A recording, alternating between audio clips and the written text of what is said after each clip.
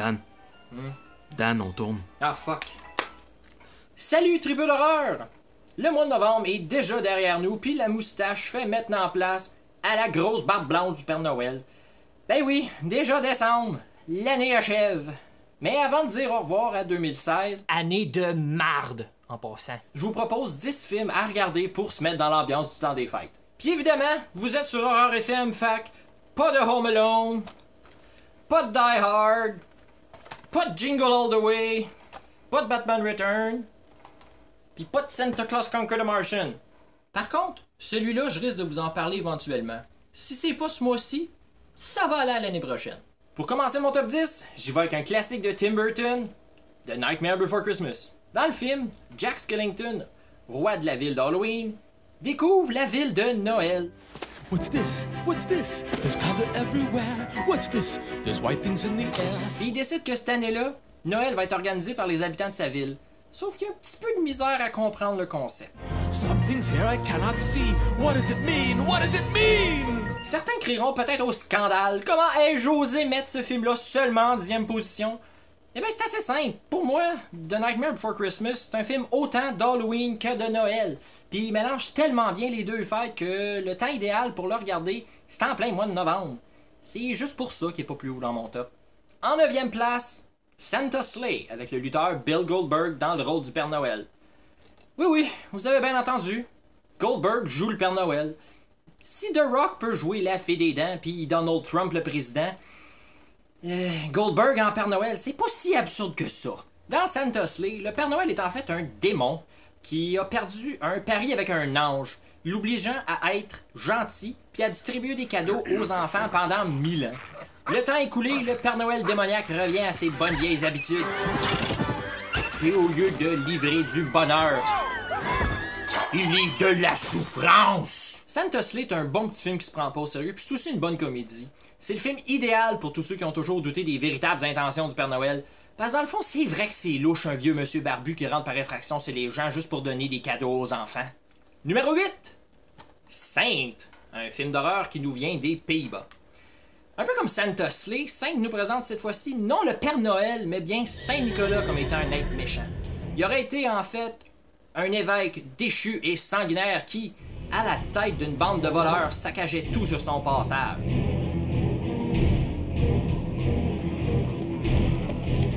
Des villageois excédés ont décidé de s'en débarrasser en brûlant son navire. Mais tout juste avant de mourir, Saint-Nicolas a juré que son assassinat resterait pas impuni. Depuis, toutes les nuits de pleine lune qui tombent un 5 décembre, jour de sa mort, Saint-Nicolas et sa bande reviennent de l'au-delà afin d'assouvir leur soif de vengeance et de sang. Sainte, selon moi, il vaut au moins la peine d'être vu une fois, il vaut le détour. En 7e position, ça va peut-être paraître étrange, mais j'ai choisi 2 films pour combler cette place-là. 2 films complètement différents, mais qui partagent un élément commun. Les 2 se passent d'une tour à bureau. Un dans le stationnement, l'autre dans les toilettes. Il y en a un, c'est une comédie, puis l'autre, c'est plus un thriller. Stalled et P2. Tout d'abord, Stalled, un film de zombies qui nous vient du Royaume-Uni. L'action se déroule presque entièrement d'une salle de toilette où un concierge se retrouve coincé dans une des cabines alors qu'il y a une horde de zombies qui l'attendent à l'extérieur. Le tout pendant un party de bureau. C'est l'équivalent du film Phone Booth avec Colin Farrell si Phone Booth se déroulerait dans une salle de toilette puis serait une comédie. Avec des zombies. Puis que ça se passerait à Noël. Ben dans le fond, c'est 2 films complètement différents, mais vous voyez mon point. En tout cas, j'espère. Et dans P2, une femme qui est restée travailler un peu trop longtemps au bureau le soir de la veille de Noël se retrouve embarrée dans le stationnement alors qu'elle s'apprête à partir. Hey! I'm still in here, wait! Elle se retrouve seule avec le gardien du stationnement qui a pas l'intention de la laisser s'en aller aussi facilement. P2 est réalisé par Frank Calfoun et écrit par ce dernier, Alexandre Aja et Grégory Levasseur, le même trio derrière l'excellent remake de The Hills Have Eyes de Wes Craven. Le film met en vedette Wes Bentley et Rachel Nichols dans ce bon petit thriller qui, selon moi, mériterait d'être un petit peu plus connu. En 6e place, A Christmas Horror Story, que j'ai regardé tout récemment mais qui va facilement devenir un incontournable à chaque année. Le film est une anthologie un peu comme Trick or Treat de Michael Dougherty, mais celui-ci se déroule évidemment à Noël, comme son nom le dit. Des jeunes entrent par infraction dans leur école où, 1 an plus tôt, 2 étudiants sont morts violemment dans des circonstances étranges et macabres. Une famille tente de survivre à la rage de Krampus après une réunion de famille malaisante. Une petite famille choisit le mauvais endroit pour aller couper leur arbre de Noël. Une fois rendu à la maison, l'enfant se met à agir de façon tout à fait étrange et anormale. Le Père Noël doit survivre dans sa propre usine alors que ses elfes sont virés zombies. Et en plus, entre certaines scènes, William Shatner, qui joue un animateur de radio, se rend compte qu'encore une fois, dans sa petite ville, Noël sera rouge de sang. Merry Christmas! Fun fact, le Père Noël est joué par le même acteur qui jouait Doubar dans la série Sinbad. Oh my god que ça me rajeunit pas. Numéro 5! Black Christmas qui est sorti en 74. Des jeunes femmes membres d'une sororité sont la cible d'un dérangé qui les harcèle par téléphone en leur faisant des appels obscènes et en proférant même des menaces de mort. Lorsqu'une d'entre elles disparaît, le mystérieux interlocuteur qui dit s'appeler Billy est suspecté d'être dans le coup. Mais malheureusement, plus le temps avance, plus les cadavres s'empilent, puis plus la police tarde à identifier la source des appels. Souvent considéré comme faisant partie des premiers ou carrément le premier film du genre slasher, Black Christmas est un film où l'ambiance l'emporte sur le sang. C'est pas un film gore, loin de là. C'est même plus sanglant que Texas Chainsaw Massacre. Mais c'est d'autant plus malaisant. Pour la 4e position, j'ai choisi Krampus de Michael Dougherty. Sorti l'an passé, c'est un autre film qui va devenir une de mes traditions annuelles. Un jeune garçon qui passe un Noël de marde avec sa famille dysfonctionnelle qui arrête pas de chicaner, décide d'ignorer les célébrations puis de tourner dos à la fête. Ce manque d'esprit festif déclenche la colère de Krampus, une force démoniaque qui punit les non-croyants. Personnellement, je comprends pas pourquoi ce film-là est pas plus aimé. À quoi le monde s'attendait en voyant la bande-annonce? C'est le mélange parfait d'horreur puis de comédie, un peu comme Gremlin. D'ailleurs, tout au long de mon visionnement, je pouvais pas m'empêcher de penser au film de Joe Dante. C'est aussi le fun. Come on, qui aime pas ça, voir des jouets prendre vie? Numéro 3! Silent Night, Deadly Night. Un excellent slasher qui mérite un petit peu plus de visibilité. Billy aime pas le Père Noël. Surtout pas depuis que son grand-père lui a dit que celui-ci allait le punir pour avoir été vilain cette année-là. You see Santa Claus tonight? You better run, boy. You better run for your life. Puis encore moins depuis que ses parents ont été tués par un voleur déguisé en Père Noël. Maintenant âgé de 18 ans, Billy qui a passé toute son enfance dans un orphelinat où Mère Supérieure lui infligeait les pires punitions, travaille maintenant dans l'entrepôt d'un magasin de jouets. Le 24 décembre, l'employé qui devait enfiler le costume du Père Noël est malade, puis c'est Billy qui va devoir le remplacer. Traumatisé par son passé, il se met à punir tous ceux qui ont été vilains. Punished! Silent Night, Deadly Night est un autre film qui met en scène un Père Noël tueur, mais dans celui-là, il n'y a absolument rien de magique. C'est un slasher pur et dur, puis un bon à part de ça. Meurtre à la hache, au marteau, décapitation, strangulation. Billy, il va pas de main morte pour punir tous ceux qui ont été vilains.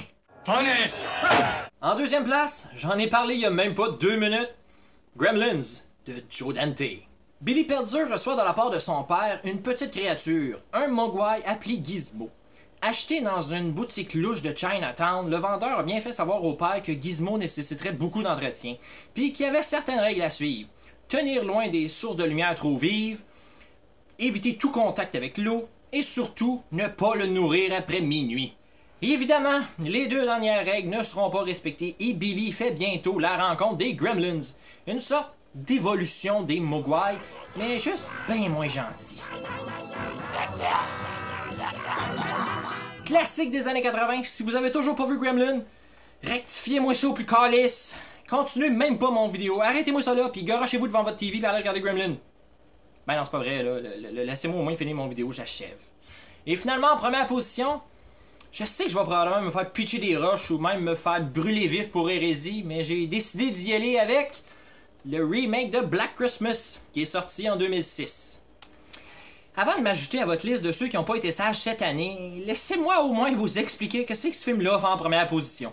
Si vous vous rappelez bien, en début de vidéo, je disais que pour ce top 10, je vous suggérais des films pour se mettre dans l'ambiance du temps des fêtes, et non les meilleurs films. Parce que oui, je suis conscient que Black Christmas est loin d'être le meilleur film de la liste, mais par contre, pour se mettre dans l'ambiance, le remake réussit ça à la perfection. C'est simple, le film pue Noël. Dans presque chaque scène, dans chaque plan, il y a des décorations. La résidence entière est décorée cette fois. Des couloirs au salon jusqu'à l'extérieur. Il y a des lumières partout. C'est Noël à chaque pouce carré. Même les sonneries de cellulaire, c'est des tunes de Noël. Fait que c'est Noël dans ta face, puis dans tes oreilles. Wow! Puis au début, je disais que le film puait Noël. Il manque quel sens, là? Le toucher? Ça, c'est trop poreux, ça. Ça file pas ben Noël. C'est pas comme flatter un sapin ou un jambon. Après ça, le goûter? Ouais, man, non. Ensuite, c'est juste une question de goût. J'ai vu le remake avant de voir l'original, puis je trouve que c'est un très bon divertissement. L'histoire est sensiblement la même que l'original, sauf que cette fois-ci, on explore les origines de Billy, le tueur. On sait maintenant qui il est, puis pourquoi il tue. Le tout nous est présenté lors de quelques séquences de flashback au cours du film. C'est ça que j'aime du remake, il apporte du nouveau. En plus, le casting est excellent. Michelle Trachtenberg, Mary-Elizabeth Winstead, Lacey Chabert, Kathy Cassidy, puis Andrea Martin qui était dans la version de 74. Et voilà, c'était donc mes suggestions de films à regarder pour se mettre dans l'ambiance du temps des fêtes. Évidemment, je connais pas tous les films, je les ai pas tous à regarder. J'en ai même quelques-uns dans ma bibliothèque que j'ai toujours pas vus. Fait que si vous avez des suggestions, gênez-vous pas pour les écrire en commentaire. Puis sur ce, joyeux Noël!